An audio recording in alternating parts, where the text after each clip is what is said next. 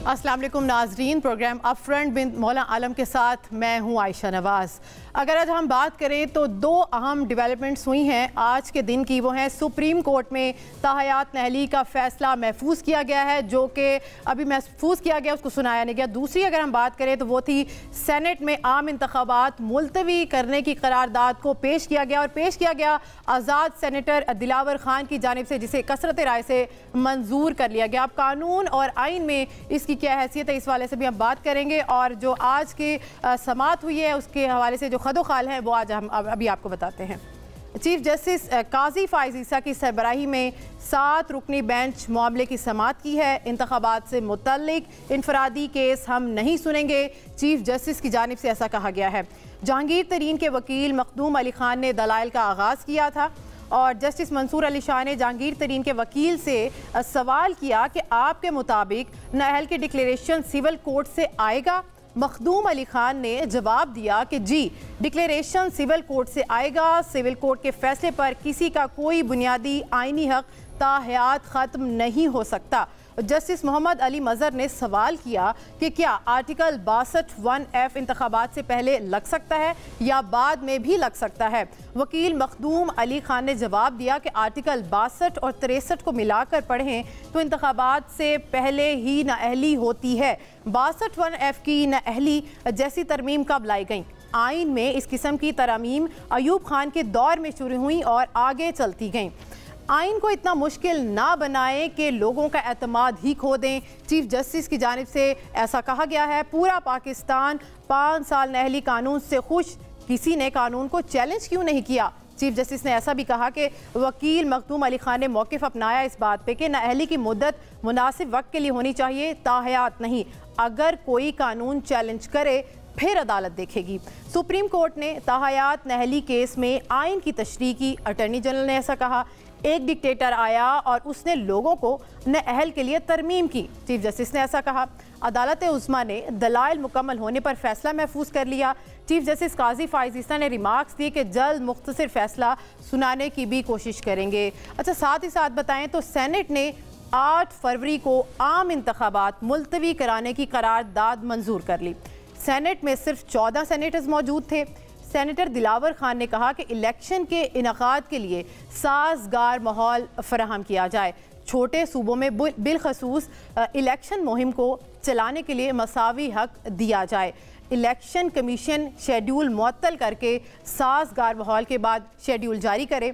Senate करारदाद की कोई हैसियत नहीं, इंतखाबात 8 फरवरी को ही होंगे। इसी वाले से इन सब चीज़ों पर बात करने के लिए हमारे साथ पैनल पर भी मौजूद होंगे हमारे एक्सपर्ट्स। अभी यहाँ पर वक्त एक ब्रेक का, हमारे साथ रहिएगा।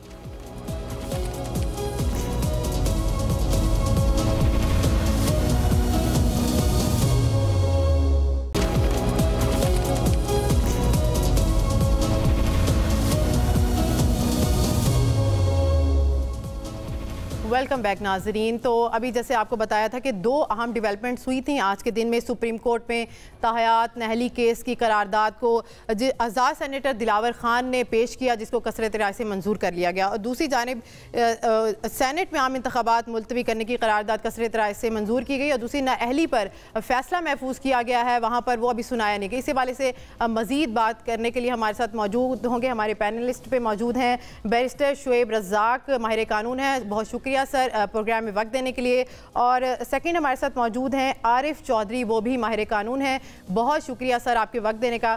सर, बैरिस्टर शुएब रज़ाक, मैं आपसे ये सवाल करना चाहूँगी कि कैसे देखते हैं आप इसको, सेनेट में इंतखाबात मुलतवी करवाने के हवाले से जो करारदाद मंजूर की गई है, आइन क्या कहता है इस हवाले से? देखें, जहाँ तक आइन का ताल्लुक है, ये करारदाद इसकी कोई बाइंडिंग पोजीशन तो होती नहीं है जी। बेसिकली करारदाद का मकसद ये होता है कि एक कोई मजमूई तासुर है आपने देना होता है कि जी पार्लियामेंट के अंदर ये मजमूई तासुर है कि लोग इस तरह सोच रहे हैं और अवाम की नुमाइंदगी के तहत ये ऐसी बात करना चाहते हैं। उसका मजमूई तासुर तो बिल्कुल ही ख़त्म हो गया क्योंकि टोटल 14 लोग उसमें अवेलेबल थे, सेनेट के अंदर थे। वोटिंग कितने लोगों ने की वो भी आपको पता है जी। तो बेसिकली इसकी इम्पोर्टेंस तो बिल्कुल भी नहीं है। ये तो एक किस्म का बचकाना सी हरकत है। और लेकिन साथ साथ आपको इस चीज़ का भी इदराक हो गया कि जो लोग इस मुल्क में इलेक्शन नहीं कराना चाहते वो किस हद तक जा सकते हैं। और बड़ी सैड सी पोजीशन ये है कि अदालतों से लेकर कौमी असम्बली तक, कौमी असम्बली से फिर आप अपर हाउस में भी चले गए हैं। तो हम सब लोगों को इस चीज़ का इदराक हो जाना चाहिए कि जो लोग इस मुल्क में इक़्तिदार आला पे काबिज़ हैं उन लोगों की कितनी सारी इम्पोर्टेंस है, कितनी सारी उनके पास ताकत है और किस किस किस्म का वो उनके अंदर रुझान पाया जाता है। मेरे ख्याल में ये तो बहुत ही एक किस्म की साजिश की गई है कि पाकिस्तान में इलेक्शन ना हो। साथ साथ एक मैसेज भी दिया गया है कि कोई भी कॉन्स्टिट्यूशनल इंस्टीट्यूशन वो उसको किसी तरीके से भी इस्तेमाल कर सकते हैं और उससे कोई भी काम कराया जा सकता है। मेरे ख्याल में एक बहुत ही ज़्यादा अफसोसनाक दिन है पाकिस्तान के लिए कि आपका अपर हाउस जिसके पास ये मैंडेट ही नहीं है, इलेक्शन कमीशन के पास मैंडेट है, इलेक्शन कमीशन ने डेट अनाउंस कर दी है, सुप्रीम कोर्ट ने उसके ऊपर मोहर लगा दी है कि 8 फरवरी को इलेक्शन हो रहे हैं जी। सेनेट का करारदाद की सूरत में वो भी 10-12 बंदों को लेके इस किस्म की करारदाद पेश करना मेरे ख्याल में एक बहुत ही अफसोसनाक है और इसका उनकी मैंडेट से कोई ताल्लुक नहीं है जी। और इसमें आप अफसोस के अलावा कुछ भी नहीं कर सकते। मेरे ख्याल में सुप्रीम कोर्ट को इस मैटर को टेकअप करना चाहिए कि एक करारदाद जिसका मकसद उनके जो उनका फैसला है जिसके मुताबिक 8 फरवरी को इस मुल्क में इलेक्शन होने हैं उसको मुतासर करने के लिए एक चीज़ की गई है, हालांकि इसकी कोई बाइंडिंग इफेक्ट है ही नहीं, सिर्फ ये है कि ये एक साजिश है और इसका कानून से कोई ताल्लुक नहीं है, इसका आइन से कोई ताल्लुक नहीं है। बस 10-12 बंदों को उन्होंने इकट्ठा किया और उनसे उन्होंने रबर स्टैंप लगा दी और इसका तो मेरे ख्याल में इसकी कोई अहमियत नहीं है, कोई इंपॉर्टेंस नहीं है। ठीक है, हमें ज्वाइन किया स्टूडियोज़ में हसन रज़ा पाशा साहब ने, chairman executive committee Pakistan bar council हैं। सर बहुत शुक्रिया आपके वक्त देने का। सर आपने देखा ही होगा जैसे 2 अहम डेवलपमेंट्स हुई हैं, हम बात कर रहे हैं सेनेट में इंतखाबात मुलतवी करवाने के हवाले से, तो सर उसमें आज़ाद जो थे सेनेटर दिलावर उनकी जानिब से करारदाद पेश की जाती है और उसको कसरत राय से मंजूर कर लिया। तो मज़े की बात यह है कि मुस्लिम लीग नून, पीपल्स पार्टी तीनों ने इस करारदाद की मुखालफत किया है, तो कैसे देखते हैं आप इसको? देखें, ये मीडिया पे ही आया कि एक पीटीआई के सेनेटर और एक पीपल्स पार्टी के सेनेटर वो खामोश रहे और उन्होंने कोई हाँ या ना का कोई राय दही में हिस्सा नहीं लिया। ये बड़ी क्या समझते हैं? ये बड़ी इंपॉर्टेंट बात है, नीम रजामंदी है। लेकिन अगर ये समझते हैं, देखा है कि पीपल्स पार्टी की तमाम क़यादत, नून की तमाम क़यादत और पीटीआई की सब इससे लातल्की का इज़हार कर रहे हैं और कह रहे हैं कि ये हम इसमें शामिल नहीं हैं, तो मेरी ये तजवीज़ होगी कि तमाम पार्टीज़ कल ही रिक्विजिशन दे दें, सेनेट का इजलास बुलाएं और वहाँ पे एक रेजोल्यूशन जो है वो टेबल करें कि हम 8 फरवरी को इंतखाबात चाहते हैं। ये लिप सर्विस जो है कि आप मीडिया पे या ट्वीट करके आप कहें कि जी कि नहीं ये गलत किया गया है, ऐसा नहीं होना चाहिए, वैसे इसके कॉन्सिक्वेंसेस कोई नहीं है। बड़ी होम्योपैथिक सी करारदाद है। उसकी रीजन ये है पीटीआई के जो सेनेटर अली जफर उन्होंने बोला है कि हम इसके खिलाफ करारदाद जो है जान लानी चाहिए। देखिए ना जी, 14 मेंबर्स हैं और कोरम भी पूरा नहीं है। चेयरमैन सेनेट को चाहिए था कि वो कोरम पूरा करवाते, या इन 14 मेंबर्स में से अगर कोई पीपल्स पार्टी या पीटीआई का या नून का मौजूद थे तो उनको चाहिए था कि वो पॉइंट आउट करते। कोरम ठीक नहीं है, मिली भगत है, ये जैसा कुछ नहीं, मिली भगत तो मैं अब इस वक्त नहीं कह सकता, लेकिन ये है कि ये अलामत कोई अच्छी नहीं है, ये मैसेज अच्छा नहीं है और ऐवान बाला से अगर ये मैसेज आएगा तो ये तशवीशनाक है। आल दो कि इसके कॉन्सिक्वेंसेस कोई नहीं। अगर पॉलिटिकल पार्टीज में विल है, ये रखते हैं कि फर्म है अपने पॉइंट पे कि 8 फरवरी को इलेक्शन होने हैं, तो इनको बगैर वक्त ज़ाया किए इनको रिक्विजिशन करके ये रेजोल्यूशन टेबल करनी चाहिए। सर इलेक्शन कमीशन की अगर हम बात करें तो वो तो अपनी बात पे डटे हुए हैं कि इलेक्शन जो है वो 8 फरवरी को ही होंगे, तो उसको कैसे देखते हैं आप? जी डटे हुए हैं, उनकी बड़ी मेहरबानी जी, ये उनकी कॉन्स्टिट्यूशनल ड्यूटी है और उन्होंने बड़ी मुश्किल से उन्होंने भी ऐलान किया सुप्रीम कोर्ट ऑफ पाकिस्तान की इंटरवेंशन से और प्रेसिडेंट ऑफ पाकिस्तान को भी ऑन बोर्ड लेके उनके दस्तखत करवाए गए जी कि हम इससे नहीं फिरेंगे। डेट दोनों की बाहमी रजामंदी से हुई है। अब मौसम सख्त है, ये कोई जवाब नहीं है। बिल्कुल और इलेक्शन इस मुल्क की ज़रूरत है इस वक्त 8 फरवरी को फ्री एंड फेयर इलेक्शन, और उसके लिए कोई भी अगर मगर की गुंजाइश नहीं होनी चाहिए। बिल्कुल नहीं अगर मगर की गुंजाइश। मैं बढ़ना चाहूँगी आरिफ चौधरी सर आपकी तरफ। सर आप क्या समझते हैं इंतखाबात में ये जो इल्तवा की वजूहात क्या हो सकती हैं, और इलेक्शन कमीशन ने कहा है कि 8 फरवरी को ही होने चाहिए इलेक्शन फ्री एंड फेयर। बात यह है कि ये इलेक्शन के इनेकाद के बारे में जो सवालात हैं वो बड़े संजीदा सवालात उठ रहे हैं, और बज़ाहिर तो चीफ जस्टिस साहब ने ये कह दिया कि जनाब इस पे कोई बात नहीं कर सकता, लेकिन इस सतह के लोगों का बैठ के ना सिर्फ बात करना बल्कि एक रेजोल्यूशन पास करना, ये सुप्रीम कोर्ट के लिए भी इम्तिहान है। सुप्रीम कोर्ट तो चीफ जस्टिस साहब बिल्कुल इस तरह बैठ गए हैं जिस वक्त तरह कोई यानी किसी का यानी पार्टी जो है वो बैठ के फैसले करती है, और लोगों को कहा जाता है कि आपके दौर में क्या हुआ था और उसने क्या किसी ने क्या किया था।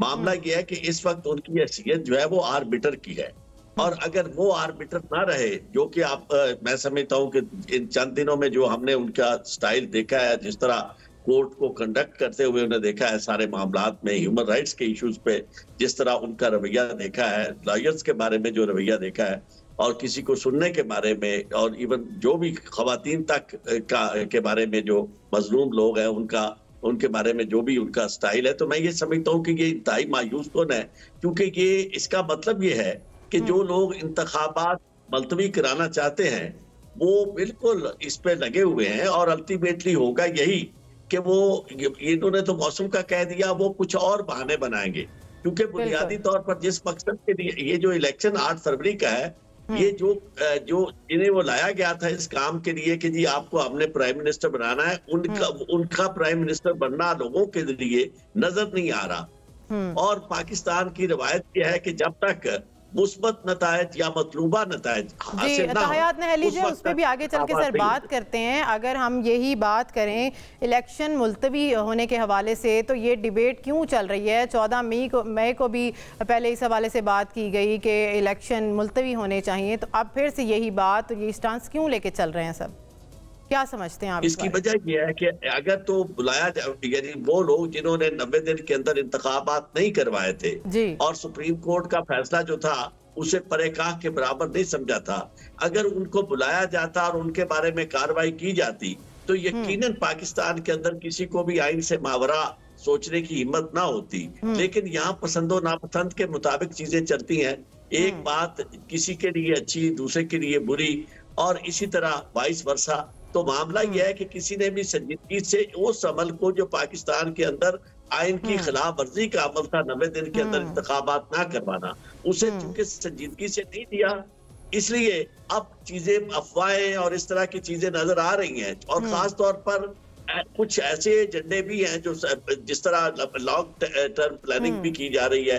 केयर टेकर जो है वो भी बड़े इत्मीनान के साथ अपने आप के नाम के साथ केयर टेकर की बजाय सीधा सीधा वजीर आला या वजीर आजम के तौर पर अपने आप को बिहेव कर रहे हैं, कंडक्ट कर रहे हैं। तो ऐसी सूरत हाल में ये चीजें जो है वो किसी शक व शुबा को जन्म देती हैं। ये नहीं है कि मैं इस बात से इत्तेफाक नहीं करता कि ये करारदाद आउट ऑफ ब्लू आ गई, ये करारदाद किसी के हुक्म पे आई है, और ये फीलर है कि आप एक टेस्टर है कि एक दफा लोगों से ये आप करारदाद दे और उसके बाद फिर इसी पे बात चलेगी। क्योंकि इससे पहले तो देखे ना इतने बड़े ऐवान के अंदर चाहे वो 14 सेनेटर हो या कितने भी हो, उसकी कानूनी हैसियत तो अदरवाइज भी अगर रेजोल्यूशन भी पास की गई हो तो आइन में के खिलाफ तो कोई रेजोल्यूशन भी हैसियत नहीं रखती। लेकिन इसको आप इसकी कानूनी अलह में जाने की बजाय इसकी अदरवाइज सिग्निफिकेंस जो है कि इसी मुल्क के अवाने बाना में बैठे हुए लोग जो हैं जो खुद इलेक्शन की पैदावार है, अगर पाकिस्तान के अंदर इलेक्शन ना हो तो उनका टेन्योर किस तरह वो समझते हैं कि उन्हें तो कोई पूछने वाला नहीं है, उस वक्त तक वो चलते रहेंगे। तो मैं ये समझता हूँ कि ये सारी की सारी सोची समझी चीज है, और इलेक्शन के बारे में तो बहुत सारे लोग जो है जिन हल्कों ने करवाने हैं वो संजीदा नहीं है, बल्कि तासुर ये किया जा रहा है कि जनाब देखिए पॉलिटिकल पार्टीज ने क्या किया है, उनकी वजह से तो महंगाई बढ़ी, अब डॉलर भी कंट्रोल हो गया है, महंगाई भी वो समझते हैं कि हम कंट्रोल कर लेंगे और सब्ज इनकलाब भी ले आएंगे। तो इस सारी सूरत हाल में एक मुतवाजी बयानिया जो है वो बिल्ड किया जा रहा है, और इस तरह का केस पुट अप किया जा रहा है कि पाकिस्तान जो है वो इलेक्शनों का मुतहम्मल नहीं हो सकता और पाकिस्तान के अंदर सियासतदान जो है वो डिलीवर नहीं कर सकते। इसलिए वो हुकूमतें जो डिलीवर कर सकती हैं वो अपना रोल जो है कोई टर्की का यहाँ नक्शा पेश कर रहा है, कोई कहीं का कर रहा है, हर शख्स जो है। और अगर आप उनके मानने वाले और उनके करीबी लोगों से किसी प्रोग्राम में बैठ जाएं तो अक्सर मुझे इत्तेफाक हुआ है कि उनके साथ बैठ के की चीज नजर आती है कि जनाब देखिए सियासतदान तो बिल्कुल रह गए और सियासतदान तो कुछ नहीं कर सकते, जो कर सकते हैं उनको ही मौका मिलना चाहिए वो करें। तो इसलिए इसे संजीदगी से लेना चाहिए। ठीक है, ये गुफ्तगू यहीं से हम जारी करेंगे। यहाँ पर ब्रेक का हमारे साथ रहिए।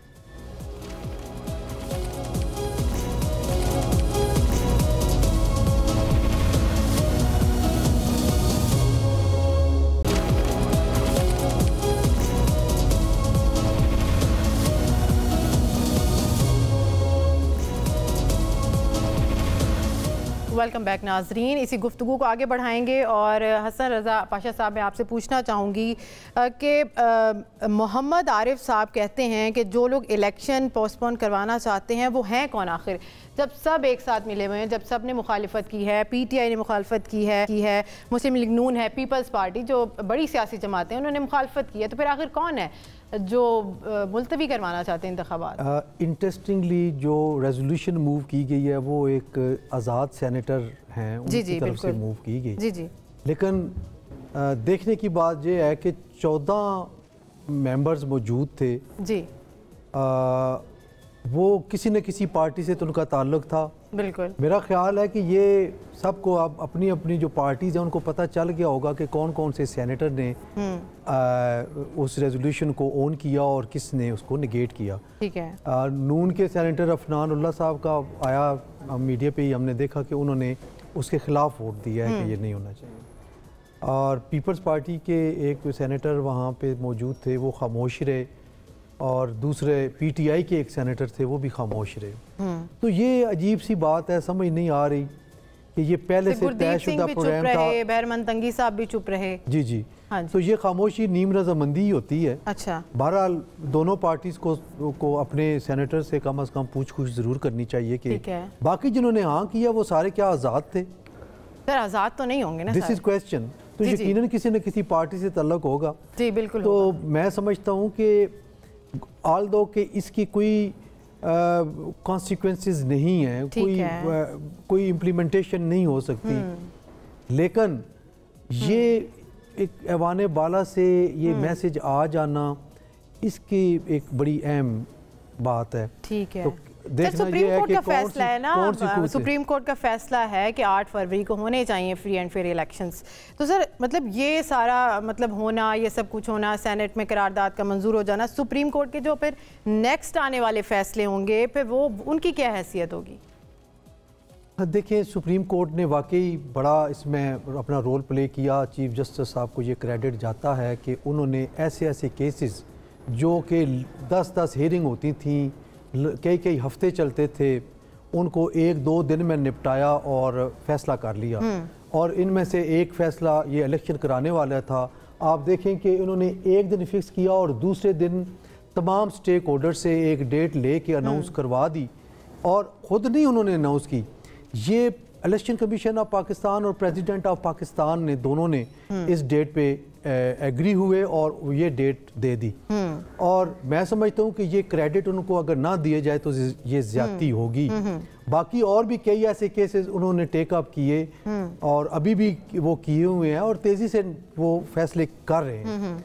तो अभी उन्होंने एक चीज़ की थी, गो कि वो पार्लिमान की सुपरमेसी को तस्लीम करते हैं और वो ये समझते हैं, बारहा उन्होंने कहा कि कल ही अब एक हियरिंग के दौरान उन्होंने ये फरमाया था कि हम 5 जजेस जो जहाँ बैठे हैं, क्या 346 का जो ऐवान है उससे ज़्यादा अक्लमंद है?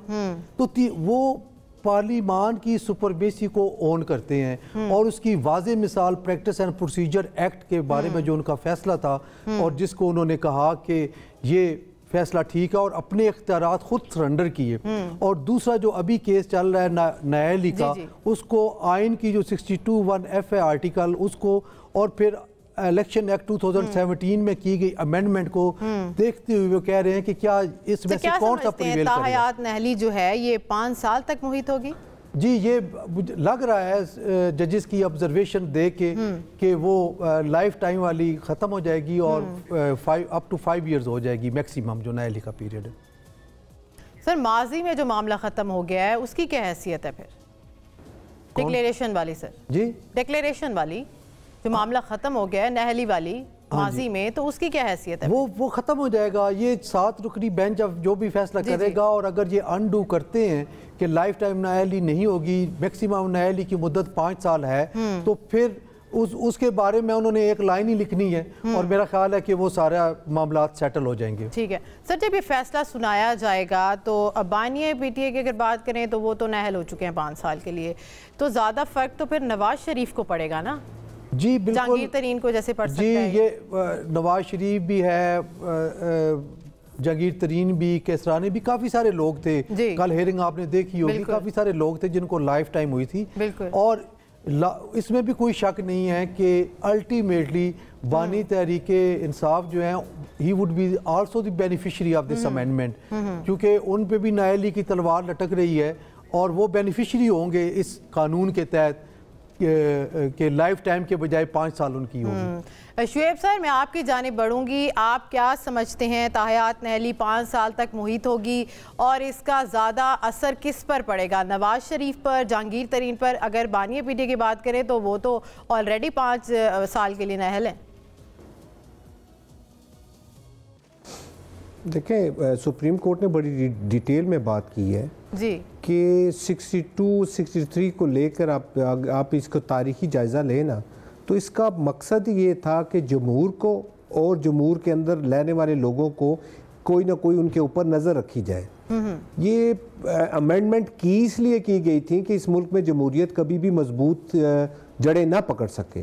अब सुप्रीम कोर्ट इन चीज़ों को बड़ी डिटेल के साथ डिस्कस कर रही है कि 62(1)(f और इसकी इंटरप्रिटेशन भी माजी में सुप्रीम कोर्ट के चीफ जस्टिस बहुत सारे जज साहिबान ने अपनी मर्जी से की।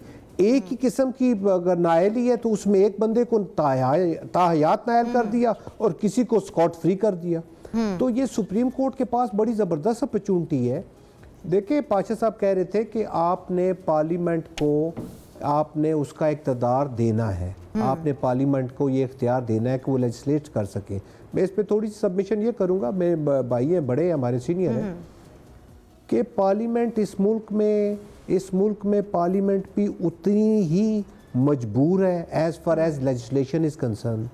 इसी मुल्क में पार्लियामेंट ने ऐसी लेजिस्लेशन की, आज हम कह रहे हैं जी करारदाद जो है उन्होंने 14 सेनेटर्स ने पास कर दी, जिसकी मैंने पहले बात की कि वो बाइंडिंग नहीं है। इस मुल्क में पार्लियामेंट ने 50-50 बंदों के साथ ऐसे कानून पास कर दिए जिनकी इम्पोर्टेंस इतनी हद तक बढ़ गई थी कि वो कानूनी जो आईनी अमेंडमेंट है उसके बराबर आ गई थी।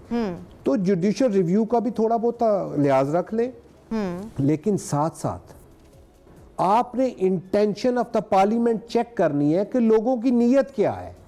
अगर लोगों की नीयत ये है कि उनके ऊपर नजर रखी जाए और उनको हर वक्त अपने काबू में रखा जाए, तो फिर तो आप कोई खिदमत नहीं कर रहे। लेकिन अगर अभी सुप्रीम कोर्ट इन चीजों को एड्रेस करे कि जी नाअहली का इशू जो है वो किसी जगह लिखा हुआ डिटरमिन नहीं है, और अगर एक बंदा नाअहल हो जाता है तो उसको 5 साल के लिए, देखिए at the end of the day आपने लोगों को मैंडेट देना है कि अपने लोग वो सेलेक्ट करें, अपने लोगों को इलेक्ट करें, वो लोगों का मैंडेट है। आपने अपनी तरफ से जेब से तलवार निकाल के रखी हुई है। और सबसे अफसोसनाक बात क्या है कि वही पार्लियामेंट जिनके लिए हम 4-5 बंदे अभी शोर कर रहे हैं, जिन पार्लियामेंटेरियन के लिए हम अपना वक्त निकाल के बातें कर रहे हैं, वही ऐसा कानून पास करते हैं कि अपने ऊपर अपनी तलवार लटक जाती है।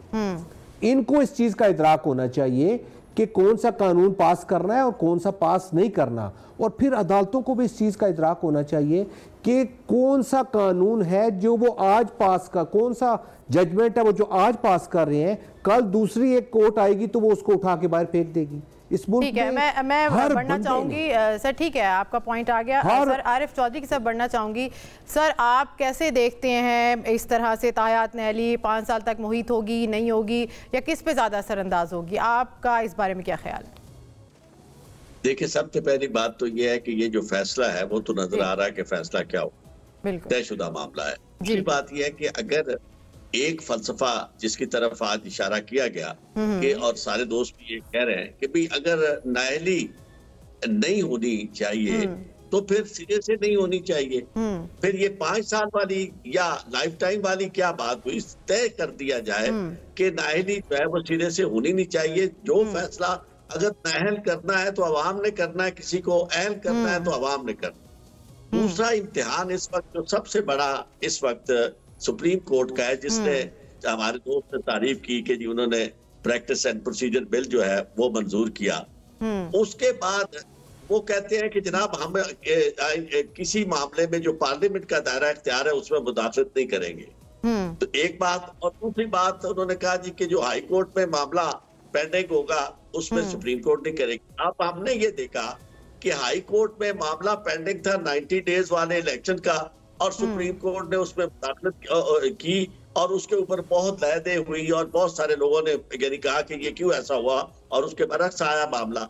फिर उसके बाद वही high court, Lahore high court जो थी, उसके पास मामला पेंडिंग था और इंटरिम ऑर्डर पास हुआ, लेकिन सुप्रीम कोर्ट के चीफ जस्टिस को अच्छा नहीं लगता था। उन्होंने बाकायदा उसको अपने पास वो वोटो इख्तियार इस्तेमाल करके उसको नजरअंदाज कर दिया कि हाई कोर्ट जो है उसके पास भी मामला पेंडिंग है। अब ये मामला जो है जिसको अब सुप्रीम कोर्ट इस वक्त तय करने चली है, बुनियादी तौर पर ये तो कॉन्स्टिट्यूशनल अमेंडमेंट के जरिए ही क्वालिफिकेशन या डिस्क्वालिफिकेशन का फैसला हो सकता है। अगर ये पार्लियामेंट चाहे तो पार्लियामेंट 2/3 अक्सरियत से ये फैसला कर सकती है कि जनाब ये जो 1F है या 63 है इसको खत्म कर दिया जाए, यानी क्वालिफिकेशन रखी ना जाए, but to speak of 5 years are permanent for life. तो मामला ये है कि अगर इस वक्त किसी एक खास शख्स को मोबिलाइज करने के लिए, जो कि बार बार वो कह रहे हैं हमारा मकसद किसी एक को देखना नहीं है, लेकिन इस अमली तौर पर अगर ये नजर आएगा तो उससे जो वकार, मैं समझता हूँ हमारे दोस्तों को तो अच्छा लगता होगा, अपने अपने मामलात में वो बड़े सेट और मस्त है, लेकिन इसकी सबसे बड़ी गलती जो है पाकिस्तान का निज़ाम अदल है। और वो निज़ाम अदल जो है जिस हम अपनी आंखों के सामने तहत होता देख रहे हैं कि जिसमें हमारी इतनी बड़ी अदलिया के इतने बड़े सरबराह जो है वो चीजों को इस अंदाज में ट्रीट कर रहे हैं कि जिससे वो एक तो होता है ना कि इंसाफ होता हुआ नजर आना चाहिए। यहीं से जारी करेंगे, यहाँ पर ब्रेक का वक्त हुआ है।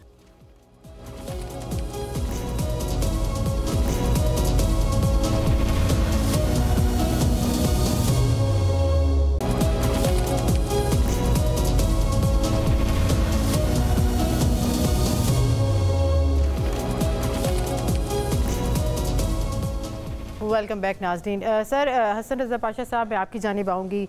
एक तो ये देखें कि अटॉर्नी जनरल ने बोला है कि सुप्रीम कोर्ट ने ताहयात नाअहली केस में आइन की गलत तशरीह की है। तशरीह का जिम्मेदार कौन है? देखिए, इसमें मैं अटॉर्नी जनरल साहब की जो ये स्टेटमेंट है उसको बिल्कुल एंडोर्स करता हूँ।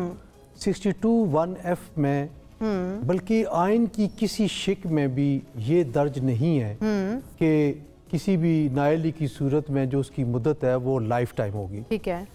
और 5 रुकनी बेंच जो सुप्रीम कोर्ट ऑफ पाकिस्तान का था उन्होंने 62(1)(f की तशरीह करते हुए कह दिया कि लाइफ टाइम होगी। और शायद यही वजह है कि आज इसीलिए ये पिटीशन फिक्स कर दी गई कि क्या 62(1)(f में अगर है, एक बात ये आई जी के 2/3 मेजॉरिटी होगी पार्लियामान में तो उसमें अमेंडमेंट होगी। अमेंडमेंट यकीनन 2/3 मेजॉरिटी के साथ होती है, लेकिन देखना ये है कि क्या 62(1)(f में लाइफ टाइम नाअहली का जिक्र है।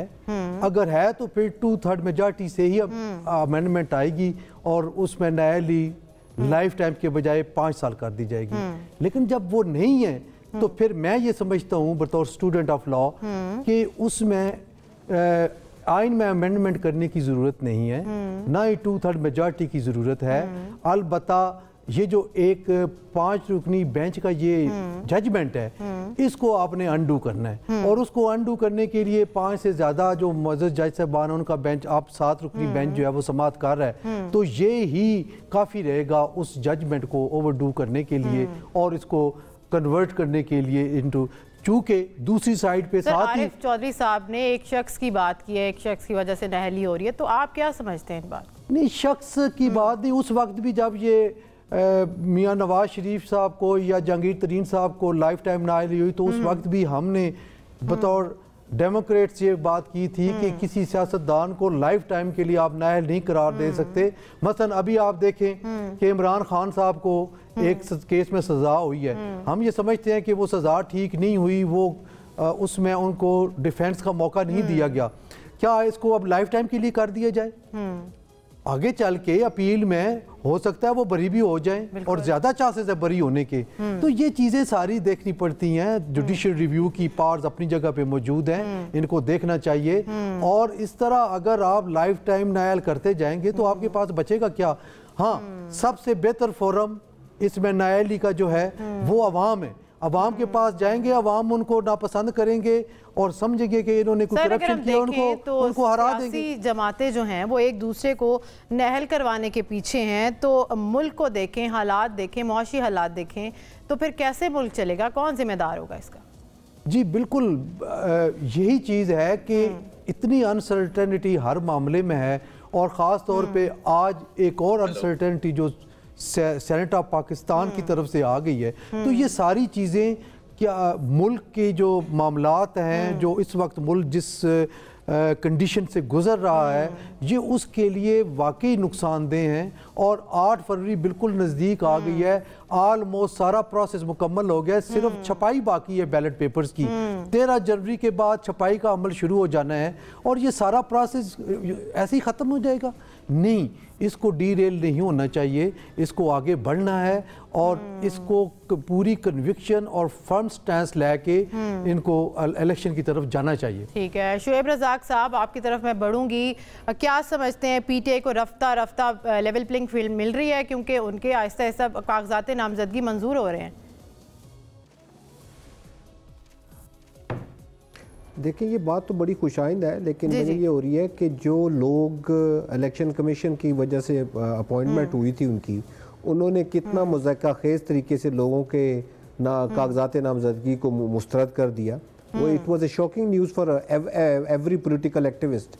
लेकिन अभी ये है कि वो अदालतों की तरफ, अदालत में उनको रिलीफ मिला जा रहा है। लेकिन आपने अगर इस मुल्क में इतना खर्चा करके इलेक्शन कराना है तो कम अज कम उसको मजाक तो ना बनाए ना। मतलब जिस तरीके से, जिस बोंडे तरीके से आप लोगों को नॉमिनेशन पेपर जमा कराने से रोक रहे हैं, या बहुत सारी रिपोर्ट्स आ रही हैं कि आपने उनको नॉमिनेशन पेपर जमा कराने के लिए जाने भी नहीं दिया, तो ये आप इलेक्शन का मजाक क्यों कर रहे हैं? अगर तो फिर इसमें सबसे इम्पोर्टेंट रोल और जिससे हर बंदा एक्सपेक्ट कर रहा है वो अदालतें हैं।